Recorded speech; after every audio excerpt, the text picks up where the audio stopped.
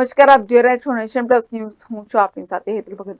કડીમાં અક્ષય તૃતીયા પર્વે શ્રી સ્વામિનારાયણ ભગવાનને ચંદનનો મનોરમ્ય શણગાર કરાયો હતો.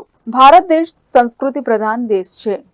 હિન્દુ સંસ્કૃતિમાં વ્રતો અને તહેવારોનું વિશેષ મહત્વ છે. વૈશાખ સુદ ત્રીજને અખાત્રીજ અને અક્ષય તૃતીયા પણ કહેવાય છે.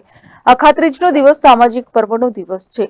શાસ્ત્રો અનુસાર અક્ષય તૃતીયા બધા પાપોનો નાશ કરવા અને તમામ સુખ પ્રદાન કરવા માટે શુભ તિથિ છે.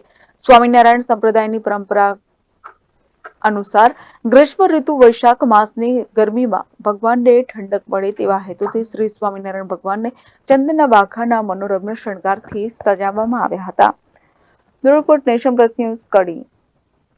સમાચારોના સતત અપડેટ માટે નેશન પ્લસ ન્યૂઝના યુટ્યુબ ચેનલને સબસ્ક્રાઇબ કરો, બેલ આઇકન દબાવો અને ફોલો કરો ઇન્સ્ટાગ્રામ, ફેસબુક અને ટ્વિટર પર.